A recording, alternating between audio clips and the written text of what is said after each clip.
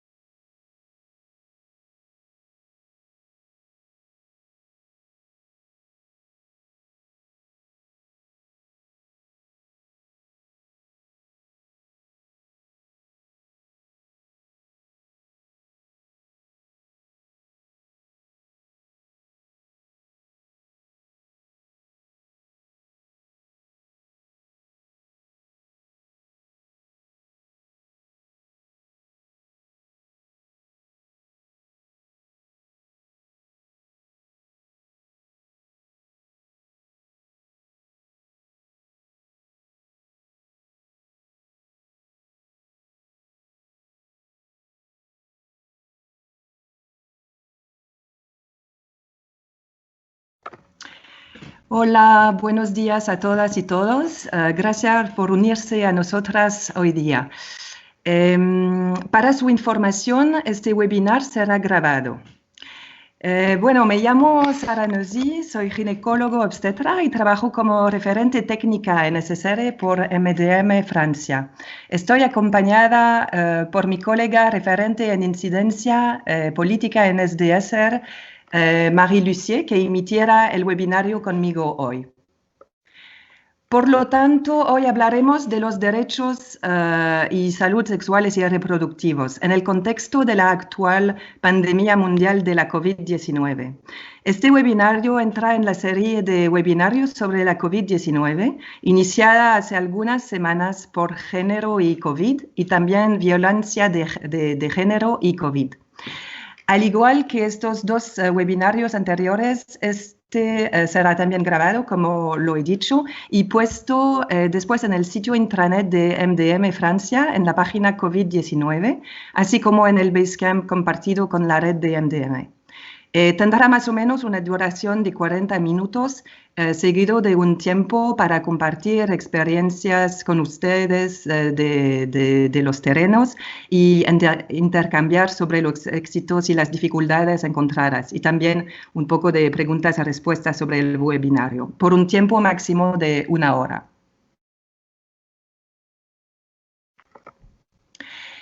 Un pequeño punto técnico. Si no le molesten, le pidiera que cierren la cámara y el micrófono para garantizar la máxima calidad de sonido y de transmisión de Internet. Encontrará la cajita de diálogo, el chat box, debajo de la pantalla, donde pueden hacer sus preguntas a medida que la presentación vaya avanzando. Intentaremos responderlas en fin de webinario. Durante el webinario les propondremos pequeñas encuestas marcadas con este pequeño símbolo que pueden ver aquí, sobre diferentes temas que se encontrarán también en el chat box. Ahora les propongo que anoten sus nombres, funciones y proyecto en el que trabajan en el chatbox, aquí, con este, em, para que nos conocemos mejor. Muchísimas gracias y vamos a empezar. Bueno, para empezar, aquí hay algunas cosas importantes que nos gustaría que trajeran con ustedes al final de este seminario. La OMS refuerza la importancia de la SSR como elemento esencial de la atención de salud. Mantener los servicios esenciales de salud en funcionamiento significa reducir el número de muertes evitables. La implementación o adaptación de las actividades esenciales de SSR frente a la pandemia significa el paquete de servicios iniciales mínimos centrado en la anticoncepción y también de emergencia y la atención primaria del aborto. Pero también tenemos que recordar la telemedicina y la autogestión. Las mujeres embarazadas forman parte de la población en riesgo frente a la COVID-19, sobre todo en el tercer trimestre del embarazo. Y también tenemos que tener un focus sobre las mujeres las más precarias. También tenemos que tener una vigilancia específica sobre la lucha contra las desigualdades de género y la violencia de género. MDM es una ONG internacional comprometida y reconocida en SDSR. Y es necesario continuar actividades e incidencia política en SDSR en tiempo de COVID-19. Adaptar las políticas, la orientación técnica y los modelos de prestación de servicios para garantizar el acceso a la salud y los derechos sexuales y reproductivos durante esta crisis. También llevar estos mensajes a todos los espacios, en las instituciones, en los ministerios, en plataformas de promoción, en clústeres y plataformas humanitarias y también con actores de la sociedad civil. Bueno, los primeros casos empezaron al principio de 2020 en China, en la provincia de Wuhan. Poco a poco hemos visto aumentar los casos en el mundo, en Estados Unidos, en Europa, en Canadá. A la mitad de febrero hemos visto el primer caso en África, en Egipto, y luego en África subsahariana. Después hemos visto un aumento gradual del número total de casos en todo el mundo. El 11 de marzo de 2020, la OMS declara una pandemia mundial. El virus es un virus respiratorio de la familia del coronavirus. Se llama SARS-CoV-2 y proviene del mercado de carne de Wuhan en China, probablemente de un animal salvaje, un murciélago o quizás un pangolín. Hoy día casi todos los países tienen casos de COVID-19, así como lo saben. Vemos un número total de casos confirmados al 1 de junio de más de 6 millones y de muertos confirmados de 400.000 y siguen. Hay una esperanza. No sé si lo saben, hace algunos días Nueva Zelanda acaba de anunciar el fin de la epidemia en su país, ya que no han habido más casos nuevos desde hace 17 días. Bueno, este seminario tendrá 3 partes. La primera, ¿qué es lo que sabemos? ¿Dónde estamos con los conocimientos científicos sobre las mujeres no embarazadas en edad fértil y las embarazadas y lactantes, y también sus recién nacidos frente a la COVID-19? La segunda parte será ¿qué debemos hacer? ¿Qué adaptaciones operativas necesitamos de hacer en nuestros programas de SSR? La tercera parte será qué debemos decir, qué mensajes de incidencia específicos tenemos que tener con instituciones y con nuestros asociados. En este seminario vamos a presentarles el protocolo SDSR y COVID-19 en su versión 2, así como otros documentos y recursos que podrán servirles en la reflexión, así como ejemplos de respuestas sobre el terreno y discusión. Aquí ven el símbolo para una encuesta. Pueden ver en la cajita de diálogo, por favor. La pregunta será, ¿están familiarizados con el protocolo de SDSR y COVID en su primera versión, que salió al final de marzo? ¿La conocen o no? Y en caso afirmativo, ¿la encuentran útil, sí o no? Si podrían responder en la caja de diálogo, sería excelente. Muchas gracias. Sigamos. Entonces, este protocolo se basa en las recomendaciones internacionales, por supuesto, de la OMS, del CDC, del IWAG y también de grupos de expertos médicos como el Colegio Real de Obstetras y Ginecólogos, por ejemplo. Lo pueden encontrar en la intranet, en la página COVID-19 Información. Es la página, desfortunadamente, es en francés únicamente, pero después pueden ir en protocolo y claves, o no sé cómo se dice, en tools, y después van a ver la SSR en SRH. El documento se encuentra en castellano, en inglés, en francés. Empezamos con la primera parte. Este cuadro es obviamente válido para los pacientes que presentan síntomas. Hablamos de la incubación de la enfermedad, que se hace en 1 a 14 días, con una media de 5 días. Sabemos ahora que hay personas, y muchas, no sabemos cuántas, pero muchas, que son asintomáticas y pero contagiosas, y que las mujeres embarazadas no son una excepción. La presentación clínica es por la mayoría formas ligeras o moderadas. 10% van a ser graves, con hospitalización necesaria, y 5% crítico, con una admisión a cuidados intensivos e intubación, ventilación. La mortalidad difiere mucho, las tasas difieren de una región a la otra del mundo. Al principio en China se habló de 3 a 4%, pero luego en Italia fue más como 10%. Y después, y gracias a una muy buena política de testing de masas, 0.4 en Islandia. El principal factor de riesgo, como lo sabemos ahora, relacionado con la mortalidad es la edad. Cuanto más viejo es, más probable es que muera de la COVID-19. En el grupo de edad, 15 a 40 años, donde se encuentran nuestras pacientes embarazadas, la mortalidad es muy baja. En el estado actual de los conocimientos, podemos decir que la mortalidad debida a la COVID-19 no es superior en las mujeres embarazadas. Tienen el mismo cuadro clínico, mismo riesgo de desarrollar una forma grave que la población no embarazada a la misma edad. Dicho esto, hay que tomar estas informaciones con gran precaución. Todavía tenemos muy pocos datos específicos y vienen de pequeñas series, principalmente americanas y chinas. Todavía no es posible generalizar a todo el mundo.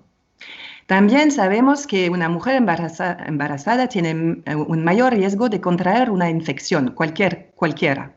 Eso debido a una leve caída del sistema inmunitario causado por el embarazo. También si una mujer embarazada tiene comorbilidad, como la obesidad o diabetes o hipertensión, tensión alta, puede también empeorar su riesgo. Hay también una otra cosa que tomar con gran precaución. Son las experiencias antiguas de epidemias anteriores, causadas por virus muy similar al virus responsable de la COVID-19, el SARS-CoV-2. Estas epidemias son las SARS, que se llamaba SARS en este momento, SARS-CoV-1, el virus, en Asia en 2003, y también el MERS, el síndrome respiratorio del Oriente Medio. En estas epidemias hemos visto que la mortalidad de las mujeres embarazadas estaba superior a la de la población no embarazada de la misma edad, con un 25% en mujeres embarazadas con SARS positivo. También la influenza Es una infección en la que mujeres embarazadas tienen mayor riesgo de morir. Por eso, mujeres embarazadas ahora por la COVID-19 son a poner en la categoría de personas vulnerables de riesgo y especialmente en el tercer trimestre. Y tenemos que las cuidar con mucho cuidado. Los síntomas ahora los conocemos todos, más o menos. Es una infección respiratoria que se manifiesta por tos, fiebre, una gran fatiga, dificultades respiratorias y también dolor torácico, que son como 10% de los casos.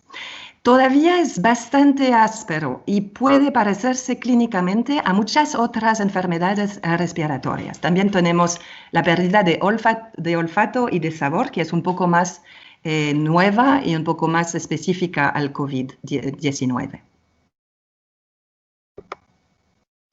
El virus entra en el cuerpo y generalmente por la boca, la nariz, los ojos. Luego en las bolsas aéreas dentro de los pulmones, que se llaman los alvéolos, para luego multiplicarse. La célula es destruida en este proceso liberando nuevos virus que infectarán las células vecinas. Este proceso causa inflamación de los pulmones, lo que desencadena una respuesta inmune. A medida que este proceso se desarrolla, un líquido se forma y se acumula en los alvéolos, provocando una tos seca y dificultando la respiración.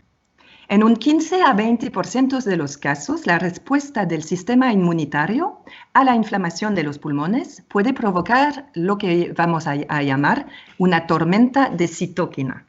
Esta respuesta incontrolada puede causar más daño a las células del cuerpo y de los órganos vitales que al virus que intenta vencer y se considera la principal razón por la que el estado de salud puede deteriorarse rápidamente, especialmente con la aparición de trombosis venosa profunda, con una hipercoagulación y que puede causar la muerte. Entonces, esta historia de la COVID-19 explica un poco los 20% de casos graves. Tienen aquí en esta diapositiva el gráfico original que viene de una estudia y tienen en las diapositivas tienen la referencia para vuestra información. Bueno, detección y diagnóstico. Sabemos que las recomendaciones de la OMS son, bueno, screen, detección universal recomendada, and screen and isolate, detectar y aislar para las personas positivas. El diagnóstico va a hacerse por la PCR, que es un frotis nasofaríngeo que se hace en el fondo de la garganta y que es el gold standard y que se hace también en un hospital y en un laboratorio. Ahora, no sé si lo han visto todavía, pero hay una nota de orientación interna sobre las pruebas de diagnóstico que acabo de salir y les animo a leerla. La encontrarán en la página intranet COVID-19, también como los otros protocolos, pero disculpan, pero esta no existe todavía en castellano, pero tendría que ser traducida, por supuesto. Ahora un poco sobre el tratamiento clínico y vamos a seguir con las mujeres embarazadas. No vamos a hablar de los casos graves que son en la guideline de la OMS que se puede encontrar. Vamos a hablar de las fases 1 y 2. Bueno, para las pacientes que sean embarazadas o no, es aislamiento, gestos de higiene, por supuesto, y el equipo de protección personal apropiado para ambos el personal de salud y los pacientes. Después será un tratamiento sintomático, inexpectativo. Vamos a hacer por el fiebre el paracetamol. También antibióticos de amplio espectro para cobertura. ¿Y por eso? ¿Por qué? ¿Por qué antibióticos? Es un virus, lo sabemos, pero hay dos razones. La primera razón es que el diagnóstico diferencial entre una infección viral y bacteriana en nuestros programas internacionales muchas veces son muy difíciles de hacer. segunda razón es que se observó un 21% de sobreinfecciones bacterianas en un estudio chino. Y por eso se recomienda de poner una cobertura de antibióticos de amplio espectro. Es muy importante saber, y luego, disculpa, oxígeno, por supuesto, para cualquier persona, embarazada o no, que lo necesite. La mayoría de las mujeres embarazadas y hospitalizadas por COVID-19 no van a dar a luz en ese momento. Primero, no hay razón para inducir el parto, a menos que, por supuesto, el estado clínico de la madre lo solicite. La única razón podría ser una indicación de cesárea si la mujer es muy enferma y que requiere intubación. Sabemos que las mujeres en el tercer trimestre son mucho más difíciles de ventilar y por eso es mejor hacer la cesárea, salir al niño y después cuidar a la mujer. Para los partos prematuros es posible poner una tocolisis si las contracciones llegan prematuramente. Es mejor privilegiar la nifedipina frente al salbutamol solamente porque puede aumentar el ritmo cardíaco y que tratamos de no hacer esto en esta imagen de infección. Los corticosteroides para la maduración pulmonar prenatal, es decir, antes de las 34 semanas, son recomendados si los síntomas son leves o moderados por la OMS. Sabemos también que los corticosteroides no se deberían dar por los casos graves, porque parecen que mejoran el estado clínico de los pacientes. Y por eso, por los casos graves de mujeres embarazadas con niños de menos de 34 semanas, no hay consenso. Todavía la decisión queda con el personal de salud. Sabemos que hay un gran riesgo de trombosis. Por eso la tromboprofilaxis es muy importante para los pacientes admitidos en la unidad de cuidado intensivo y porque tienen este riesgo de desarrollar la trombosis. Para las mujeres embarazadas, la heparina de bajo peso molecular va a ser necesario durante el tiempo de hospitalización, quizás a dosis profiláctica o terapéutica, dependiendo si hay una cesárea u otros factores de riesgo asociados. Bueno, tenemos muy pocos datos sobre los recién nacidos y la COVID-19. Sabemos que no hay transmisión vertical ahora, ¿no? Con lo que sabemos, no hay transmisión vertical ni en la leche maternal. Parece que tenemos 4 casos de contaminación ahora perinatal, pero 3 de los 4 nacieron de una cesárea y probablemente viene de un contacto externo. Entonces, no de transmisión vertical. La vía de parto es permitida por vía baja. No hay una indicación de cesárea por prueba de COVID-19 positiva. Los recién nacidos vemos que hay un alto riesgo de prematuridad por la falta de la infección de la mujer, de la madre. También puede ser un riesgo de sufrimiento fetal agudo in útero, pero de lo contrario no parecen especialmente afectados que los niños más viejos, sino que por supuesto deben ser observados si nacen de madre positiva y también que hacemos una prueba si tenemos la posibilidad.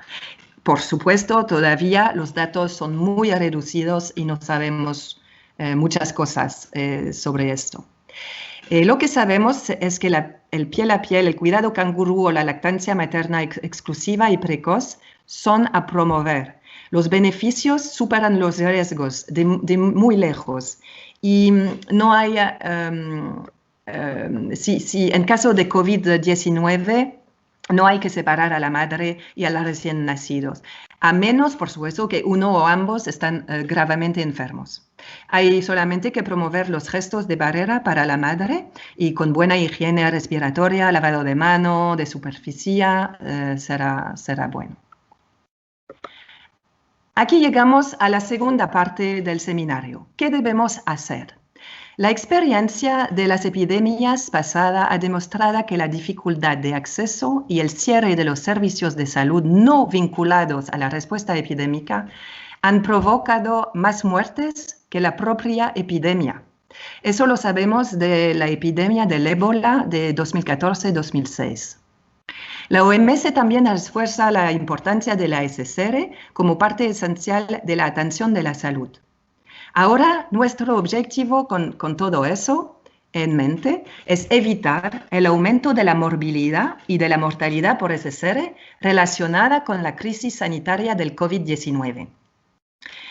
A medida que la pandemia de COVID-19 va en aumento, es esencial que los servicios de salud no relacionados con el COVID-19 y especialmente los servicios esenciales de SSR sigan disponibles. Aquí tienen los impactos probables de la COVID-19 en el acceso a los SDSR a través de proyecciones sobre experiencias anteriores de epidemias, como el ébola.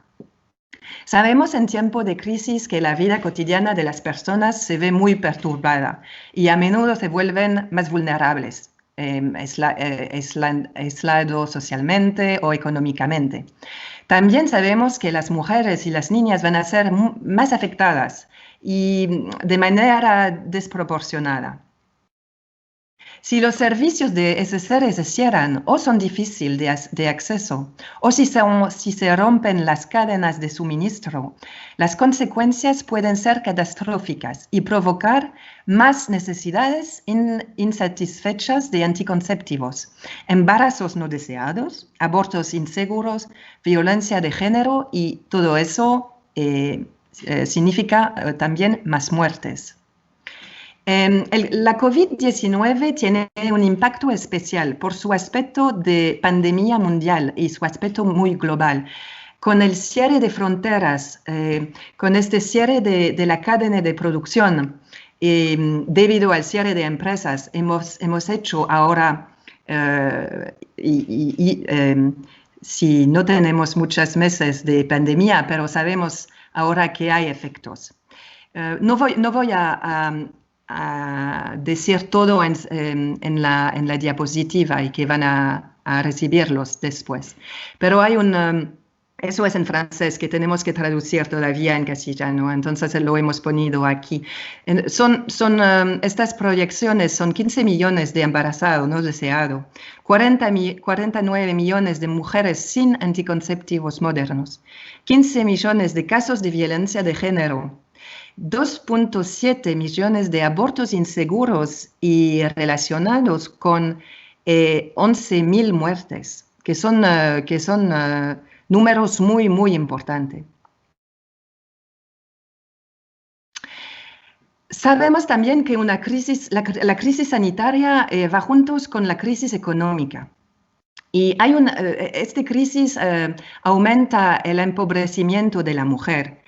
Sabemos que las mujeres lo más vulnerables van a ser las más afectadas. También la precariedad es un factor de riesgo que se tiene que tomar y que cuidar con mucha atención en el seguido de embarazo. Hay que vigilarlas más que las otras. El confinamiento hace que las actividades de la economía informal sean más difíciles, quizás imposibles, lo que aumentará las dificultades económicas de las mujeres y su vulnerabilidad.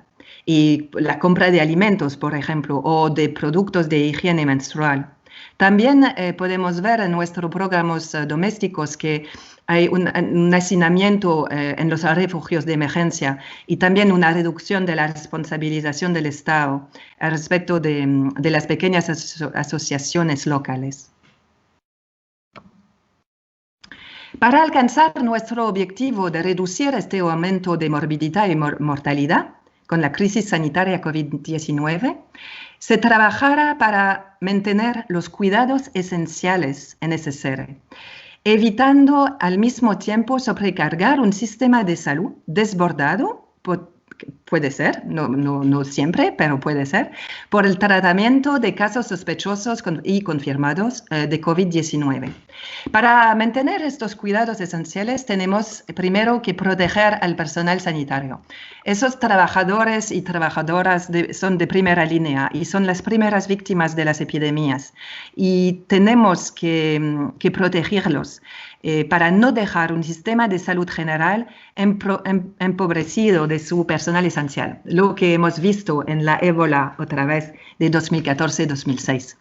Deben tener el equipamiento personal de protección personal adecuado y en cantidad suficiente en función del tipo de actividad para poder ejercer su profesión en las mejores condiciones y no negar a trabajar por miedo a contraer la enfermedad su mismo. Tenemos un posicionamiento de MDM Francia sobre las máscaras y pueden ver también fichas técnicas también sobre las máscaras artesanales que se pueden encontrar todavía en la página de la COVID-19. El segundo punto para mantener los cuidados esenciales de SSR va a ser adaptar la estructura de salud y el recorrido del paciente. Tenemos absolutamente a evitar las infecciones cruzadas. Hay que ayudar a adaptar las estructuras de salud a las medidas sanitarias necesarias. Medidas de prevención y control de las infecciones indispensables frente a la pandemia, como la desinfección propia, la limpieza, el saneamiento y también el circuito del paciente, que tenemos que reforzar con una pre-triage, un aislamiento o cohorting, una referencia a los centros que cuidan a los COVID-19, por ejemplo. También tenemos estos protocolos que pueden ver en la página. Estas medidas están destinadas a devolver la confianza a los pacientes en el sistema de salud para evitar cualquier ruptura en el continuo de atención. Tenemos que evitar la interrupción, por ejemplo, de los tratamientos crónicos, los anticonceptivos, por supuesto, pero también las enfermedades crónicas o las personas que tienen más riesgo, las personas que tienen que ir por caso de emergencia, de urgencia. Por eso tenemos que elaborar mensajes claros y tranquilizadores, pero por supuesto tienen que ser verdaderos, para la población sobre las adaptaciones de los centros y el sistema de salud y también el sistema de referencia que tenemos ahora con el COVID. También tenemos que identificar las personas de riesgo y eso puede ser una manera de orientar el trabajo comunitario para identificar a las personas que tienen lo más riesgo en la comunidad y orientarlas sobre el sistema de salud también. Bueno, ahora una otra encuesta, pueden ver en la chat box. ¿Conocen al PSIM o MISP en inglés? Y por favor escriben su respuesta en el chat box. Gracias.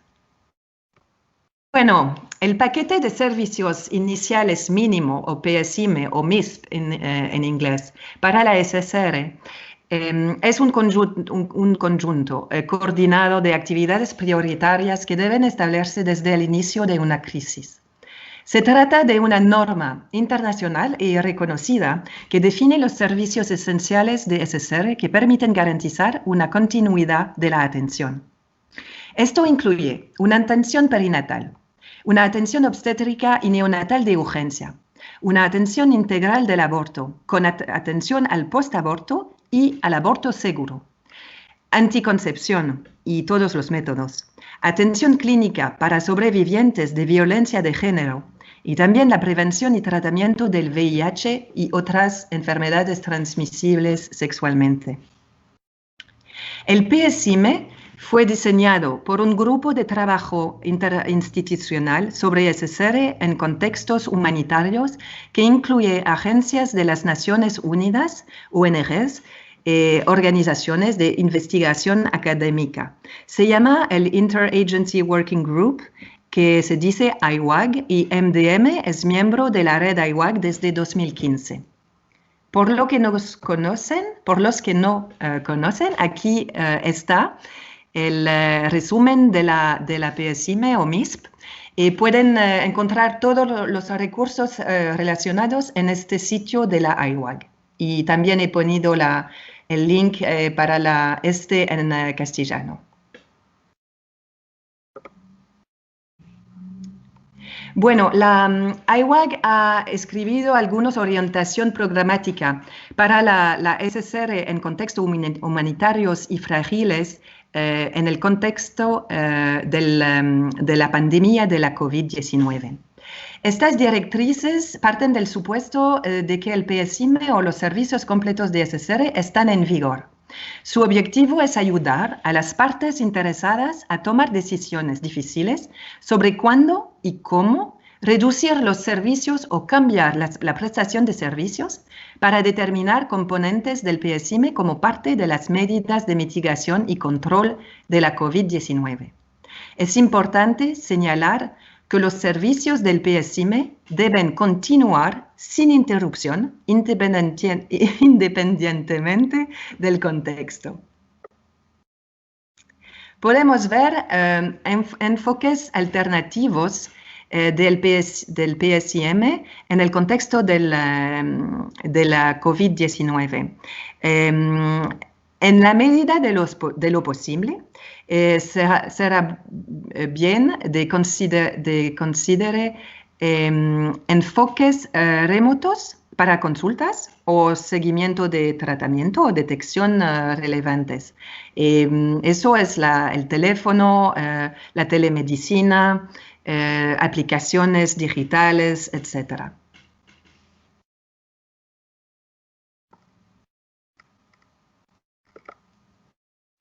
Aquí encontrarán un resumen de estas orientaciones programáticas de IWAG, que les animo a leer en su totalidad. Son solo 4 páginas, pero son muy bien hechas y muy comprensibles.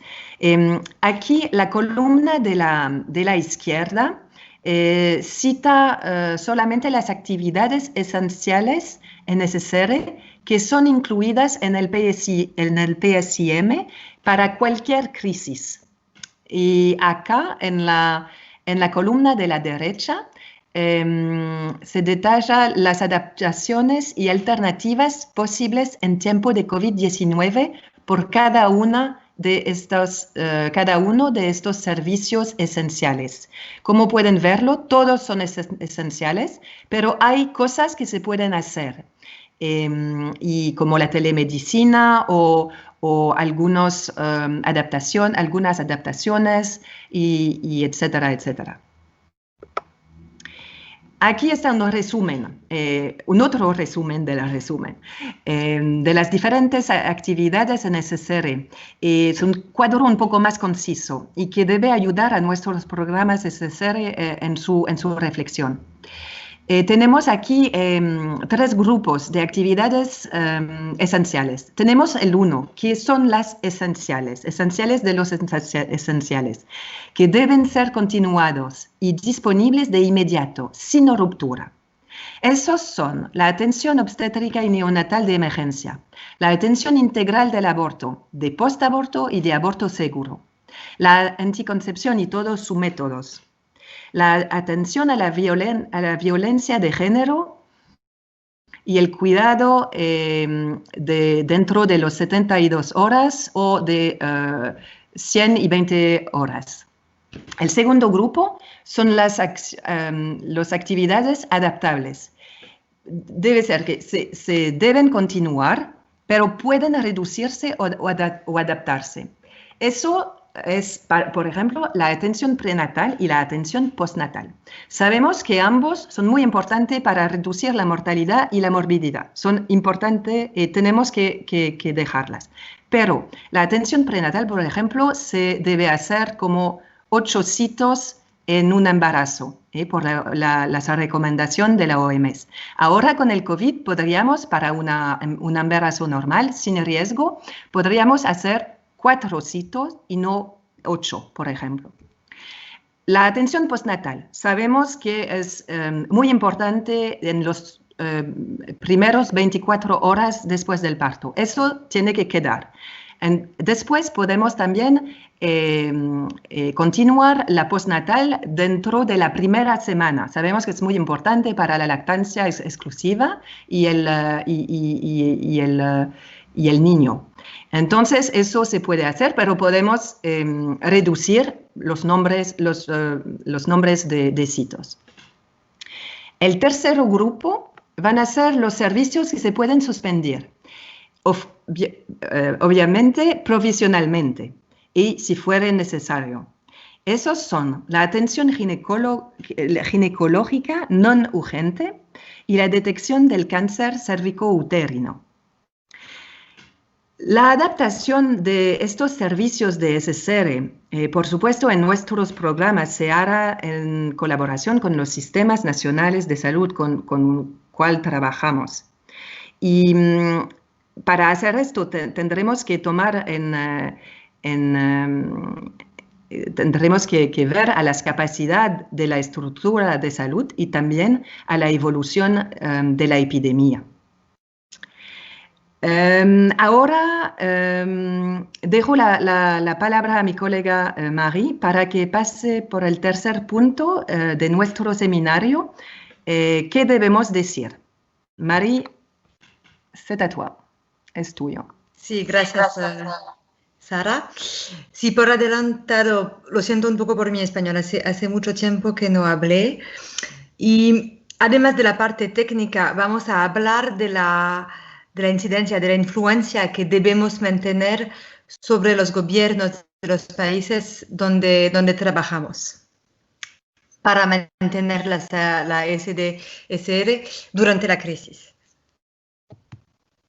Entonces, no voy a decirle de nuevo estas datas, pero lo que es importante es que ahora tenemos datas, tenemos proyecciones que están haciendo por institutos muy reconocidos y tenemos también cifras actualizadas, por ejemplo, por la IPPF, que ahora conocen datos sobre los servicios que se han cerrado y cosas como esto. Y también tenemos la experiencia de la crisis Ébola que podemos utilizar para mantener estos servicios. No son solamente proyecciones factuales. Y las slides, por ejemplo, sí. Sí. Entonces, no voy a precisar todo este esquema, pero lo que es importante es saber que las situaciones de crisis resultan en una degradación rápidamente de los SDSR, todas crisis. Los riesgos de violencia sexual, de embarazos no deseados, la falta de vigilancia de los embarazos y los partos sin asistencia requieren de una vigilancia muy especial. Y porque somos médicos del mundo, se debe prestar especial atención a las mujeres en situación precaria, cuyo acceso a la información y a la prevención y a la atención ya es escaso y cuya exposición a la violencia es elevada. Entonces, lo que podemos ver en cada crisis, en cualquier crisis, y es lo mismo por la COVID-19, es que cuando hay una crisis, hay una reasignación de los recursos financieros y humanos para la respuesta a la crisis. Eso se traduce en una depriorización de la SDSR, con servicios que se han cerrado, con escasez de medicamentos y también porque las mujeres y los profesionales de salud tienen miedo de irse a los centros. El resultado de esto es una necesidad no satisfecha de anticoncepción, incluyendo la anticoncepción de emergencia y también rupturas en la vigilancia de los embarazos. Eso es decir, se traduce en un aumento significativo de los embarazos no deseados, una falta de atención perinatal y en un manejo inadecuado de las patologías que pueden afectar a las mujeres embarazadas.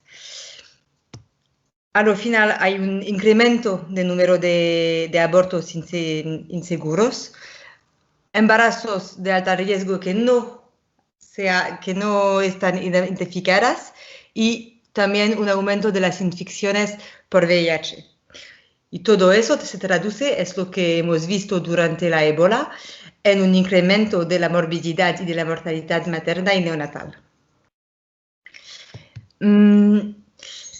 Lo que es esencial es que si garantizamos en nuestros programas que se mantenga el acceso y la disponibilidad de los servicios esenciales de SDSR, tenemos también que asegurarnos que los gobiernos de nuestros países de intervención también lo hagan.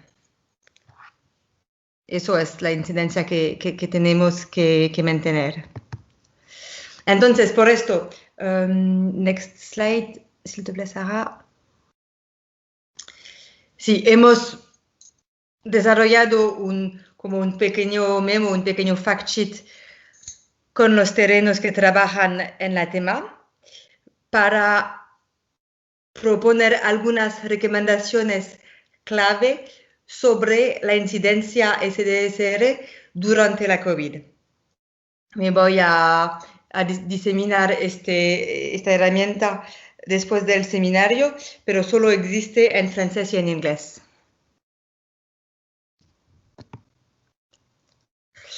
Entonces, ¿cuáles están las recomendaciones? Las recomendaciones que hemos elaborado, la primera, que no voy a detallar mucho porque Sara lo hizo, pero es de implementar las recomendaciones del paquete de servicios iniciales mínimos, el PSIM, el MISP en inglés, y en particular los componentes de anticoncepción de emergencia y atención integral del aborto, así como la respuesta a la violencia sexual. Es importante de realmente apoyar en estos dos puntos que sistemáticamente están fuera de las políticas nacionales. Hay un punto de vigilancia específica en la inclusión de la planificación familiar y de la salud reproductiva como servicios esenciales en la respuesta a la pandemia.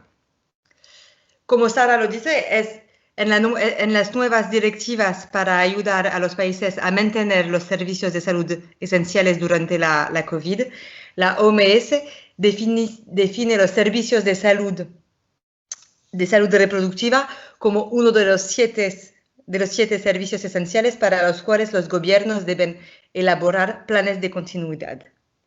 Esto incluye asegurar que los servicios de planificación familiar, incluyendo la anticoncepción de emergencia y la atención post-aborto, se mantengan para las personas de todas las edades.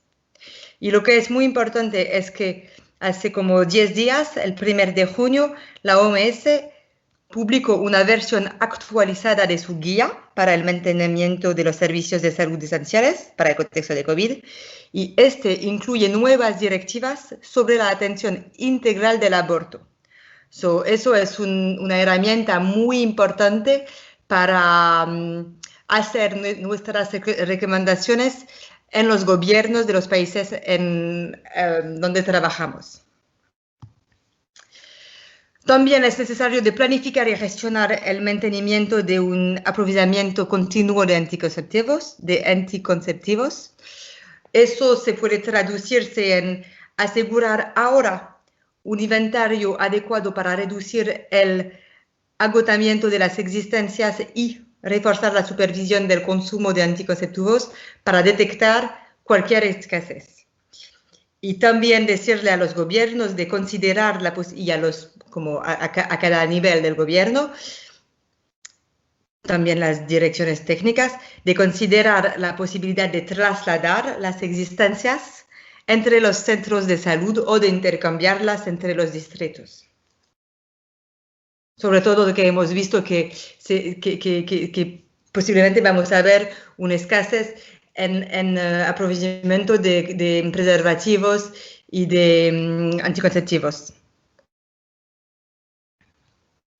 Estas líneas tienen que ser traducidas en las políticas y adaptar estas políticas, la orientación técnica y los modelos de prestación de servicios para garantizar este acceso a los SDSR.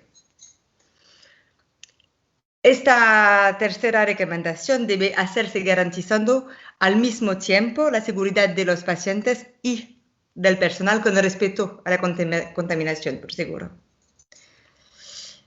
Quiere decir que hay que alentar a los centros de salud, las farmacias y los trabajadores comunitarios de la salud a que aumentan la disponibilidad de métodos anticonceptivos a corto plazo, piladoras, preservativos inyectables.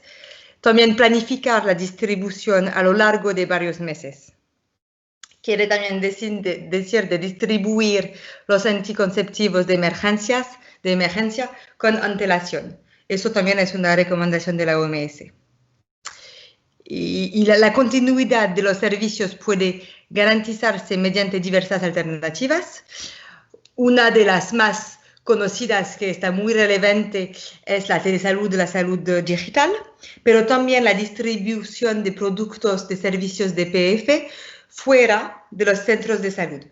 Fuera de los centros de salud, puede decir como en farmacias, droguerías, con trabajadores de salud comunitaria, pero también entrega a domicilio, etc. Y el acceso a la anticoncepción, especialmente la de emergencia, debe facilitarse sin receta o con una receta vencida. Por seguro, la pandemia no detendrá los abortos inseguros. Entonces, recomendamos que se deben reducir las barreras administrativas y legales para acceder a la atención post-aborto y a la atención integral del aborto. Y todo esto tiene que ser comunicado largamente.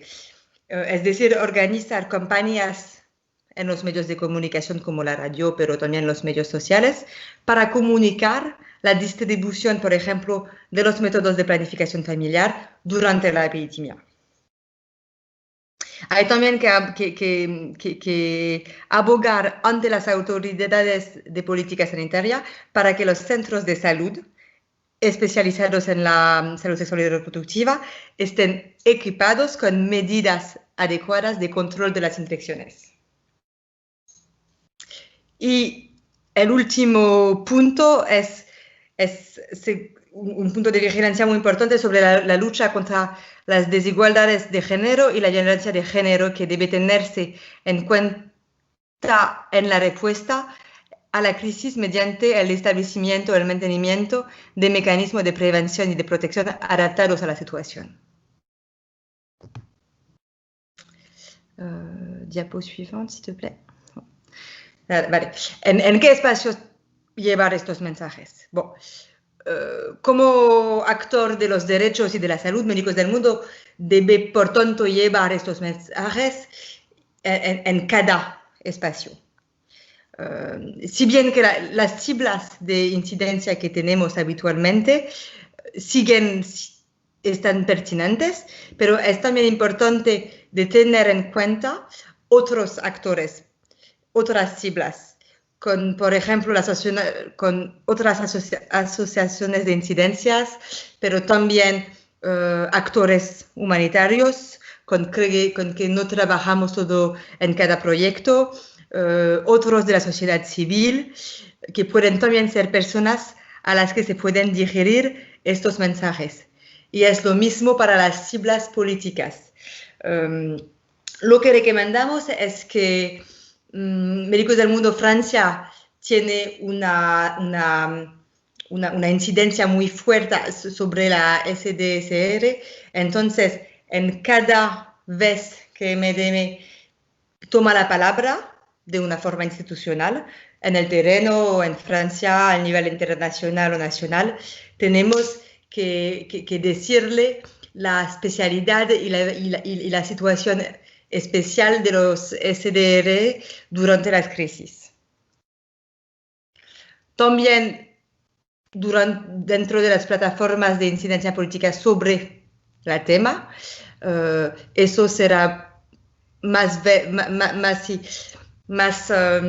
real para los proyectos que ya trabajan en actividades de salud sexual y reproductivas. También durante las reuniones con el Ministerio de la Salud y sus direcciones técnicas, pero también en todas las reuniones y todos los grupos y plataformas humanitarias que no tienen una cultura o un conocimiento desarrollado de la SDR y del género en general. Next slide.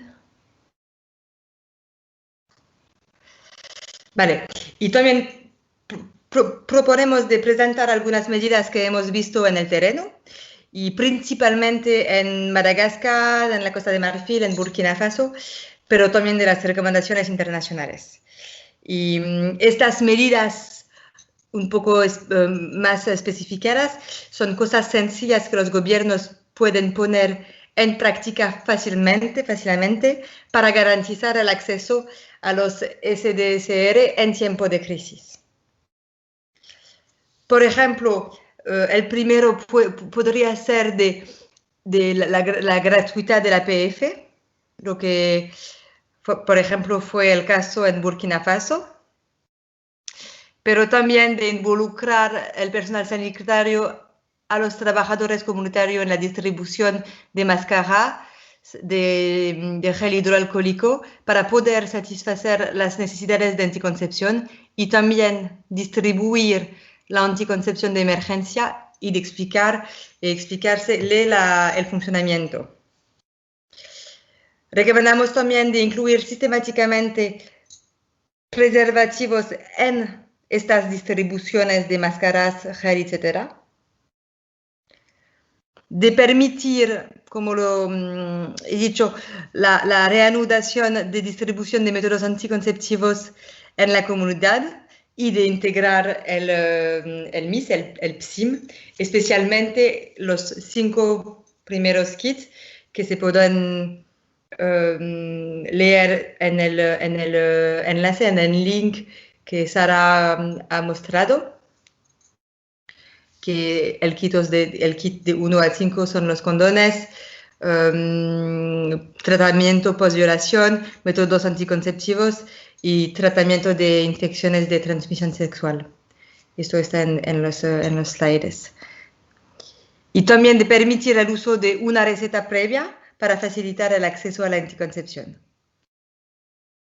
Y la última recomendación que hemos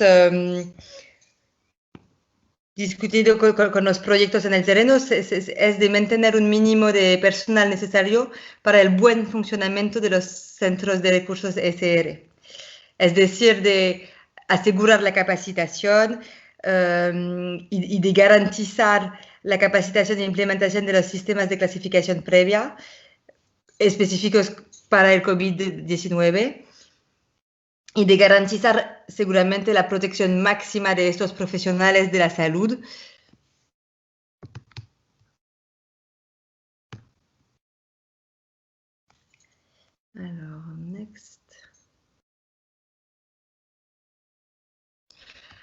Para llegar un poco más lejos, hay algunos recursos, pero bueno, sería más interesante de tomar algunas preguntas. Le podrán ver en los slides.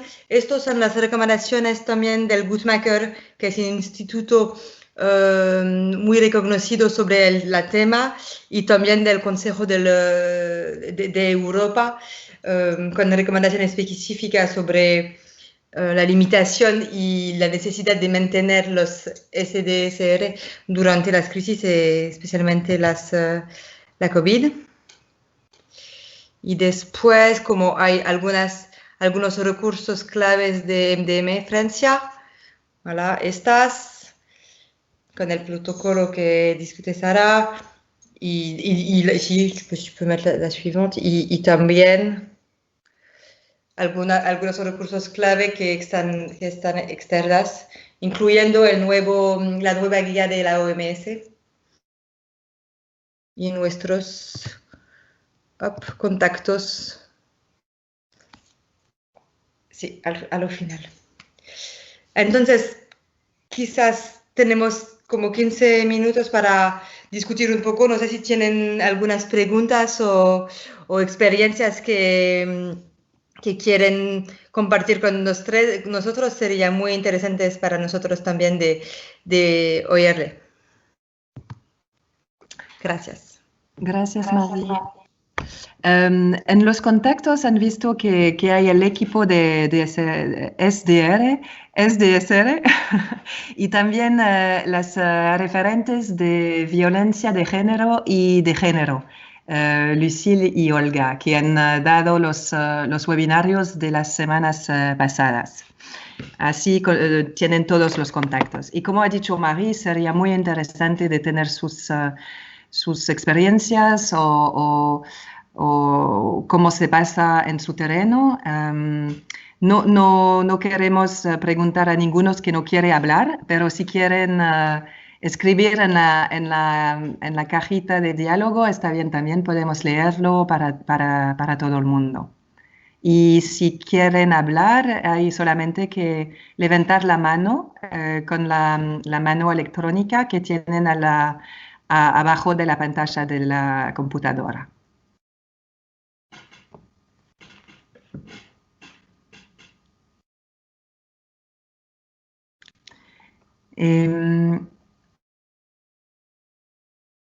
Bueno, para darles un poco de tiempo para,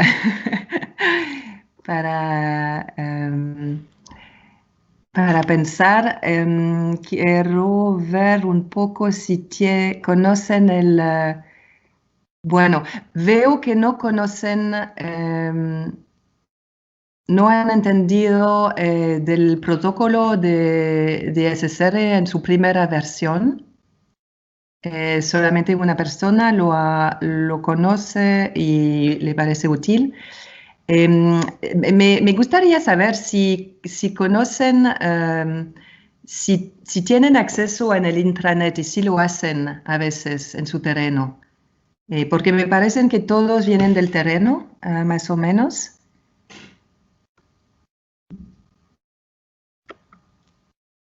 Sí, por supuesto, vamos a enviar las presentaciones a los correos electrónicos y también los links de la grabación del seminario en los 3 idiomas. Eso no se preocupe, Celia. Y para regresar a mi pregunta, ¿tienen la información sobre el intranet? ¿Tienen este acceso o no lo utilizan mucho? Sí, por Jean-Pierre, gracias. No, ok. Sí.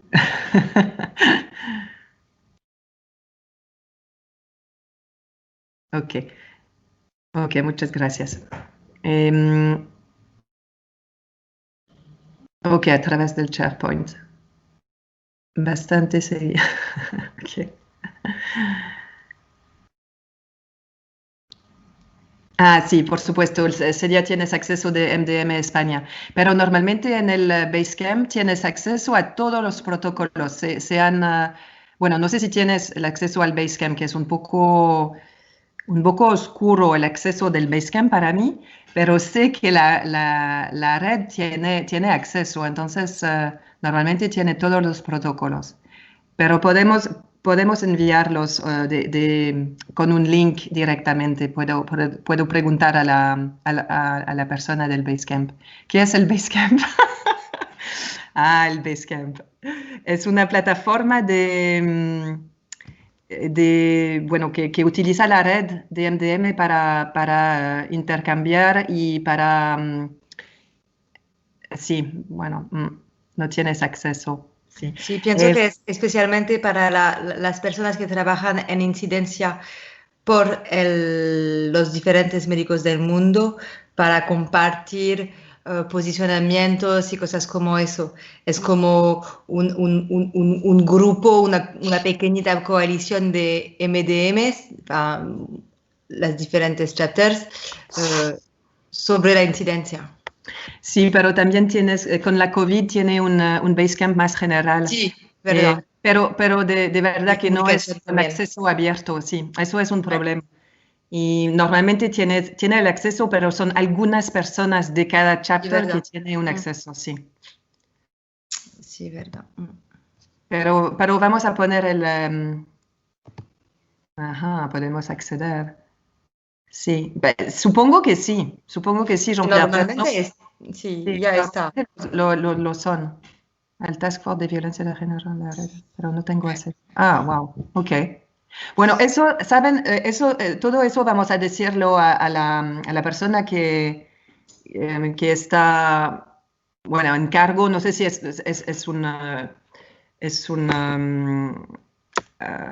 ¿cómo se dice? Hace un estallo, ¿cómo se dice? Un estudiante. ¿Interna? No, Interna, sí. no. Y bueno, se encarga de hacer vivir el Basecamp, pero voy a preguntarle cómo podemos hacer mejor, porque la verdad es que no tienen acceso. Okay. Para mirar quién está acá. Jean-Pierre, Julia, Miguel, María solamente. Diana, ¿quieres preguntar algo? No. Ah. Está bien. No Sí, el PSIM es algo externo a MDM. Es en este sentido que el PSIM está una norma muy reconocida internacional porque se fue desarrollada por un montón de organizaciones, incluyendo organizaciones de la ONU. Entonces, y es muy reconocido también por la OMS. Entonces, quizás puedes mostrar, Sara, le petit schéma du MISP. ¿Eso? Voilà, c'est ça. Sí. Ouais. No es de MDM. Pero lo que pasa es que el MISP, el PSIM, es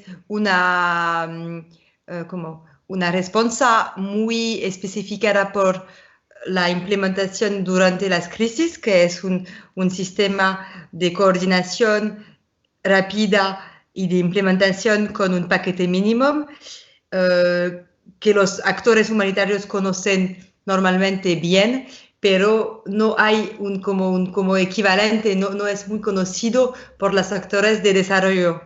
Entonces es muy interesante de ver qué es este paquete que contiene para utilizarle durante otros contextos.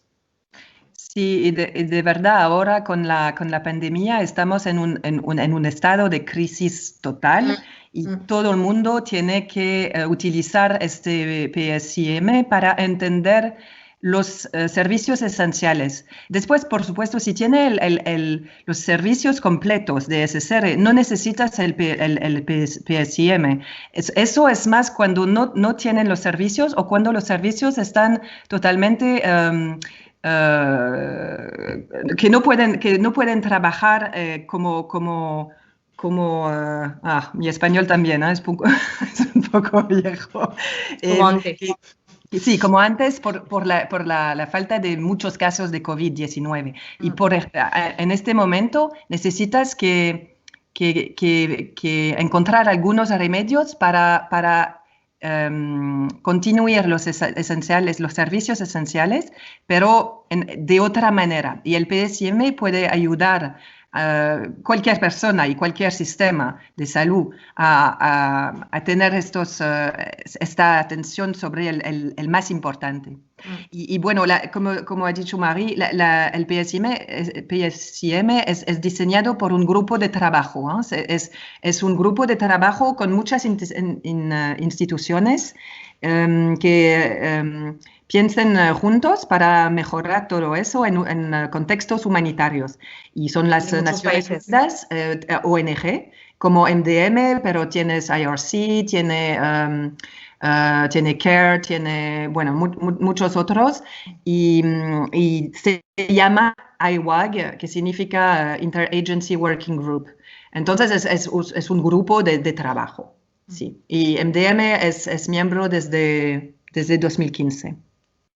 Pero también el link que he ponido aquí, en es muy interesante porque tienen también un diploma que se puede hacer online y sobre el PSM, que es muy fácil, muy bien hecho y en muchos idiomas, y español también, y que se pueden hacer, me parece, como en 4 horas, tienen un diploma al final, pero también da una idea muy, muy, muy buena sobre todo esto y si no conoce bien a la SSR o si no es un especialista, no pasa nada porque está hecho para operaciones y direcciones más operativas también.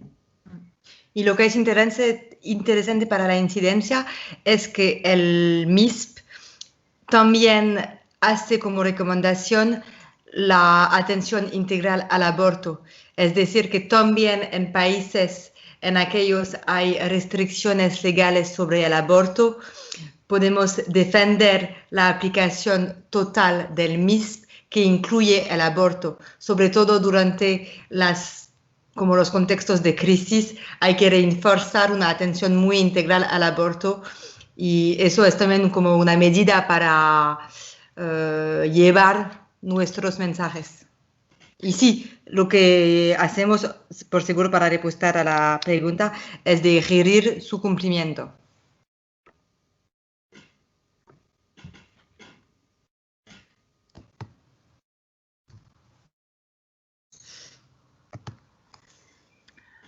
Bueno, otras preguntas. Sí, gracias Marguerite.